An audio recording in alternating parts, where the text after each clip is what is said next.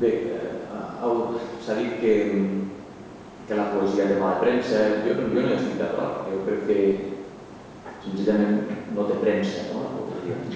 No és que tingui mala premsa, no crec que la gent senti la paraula poesia i s'espanti i torni a amagar-se. No ho observo.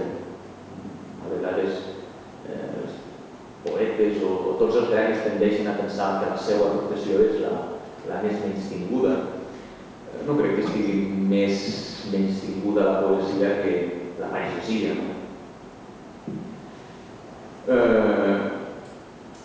Senzillament és evident que, així com sembla que la societat no sap on va, doncs la poesia el que passa és que no té un mercat, jo això és el que detecto. No hi ha qui li faci publicitat. La prova és que es venen menys llibres o es venen menys discos que el que es venien antigament, al llarg d'aquest segle. Una tirada de llibres de poemes quan se'n venen. Si se'n venen 80, ja fem tira, no? Aleshores, i amb els discos ocorre el mateix, clar. Ha passat tot a formar part d'aquest soroll que ha incrementat la tècnica,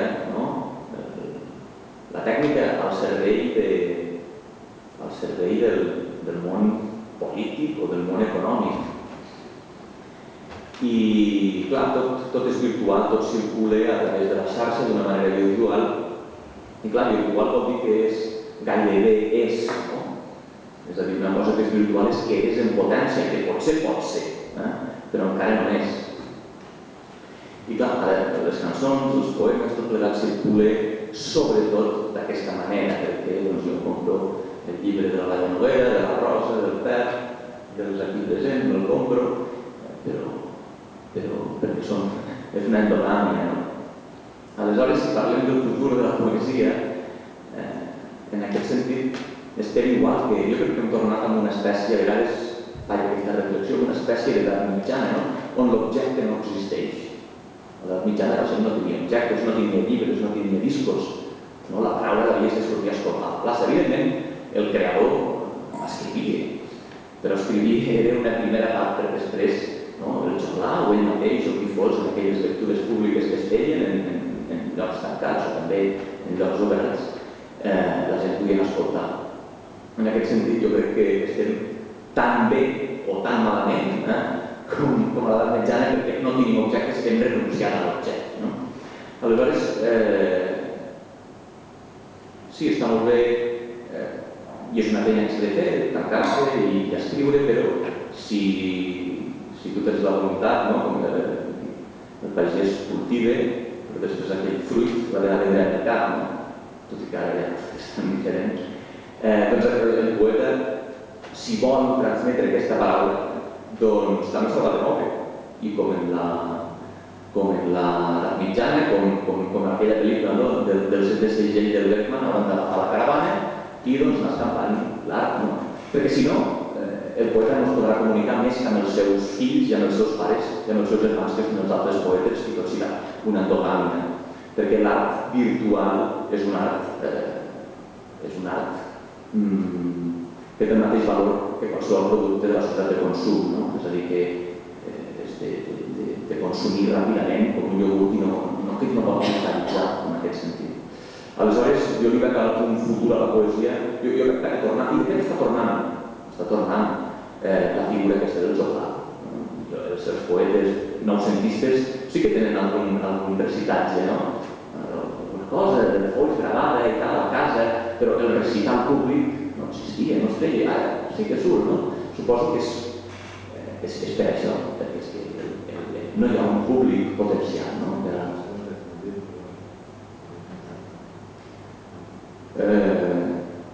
En aquest sentit, per bastantes similituds amb aquesta edat mitjana, el segell també passa de l'edat mitjana, amb aquesta època mil·lenària, que arriba la filla alguna cosa.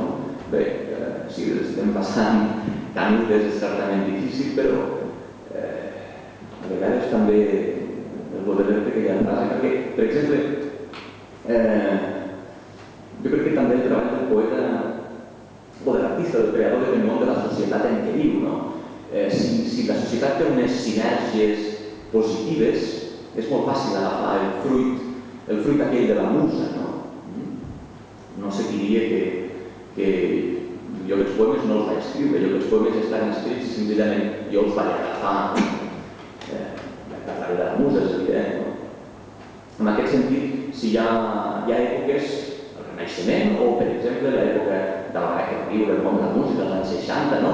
Que qualsevol ignorant feia una cançó fantàstica, no? Per què? Doncs perquè el Paul McCartney diu, jo m'aixecava al piano i feia Yesterday. I van arribar als anys 70 i ja no sortia Yesterday. Per què? Per què? És interessant plantejar-se això. Per què ja no sortia Yesterday? És evident, ja vivim una època que no és fàcil per al creador, no és fàcil perquè hi ha tant de soroll i el creador, i també el que escolta el creador, que vol és silenci.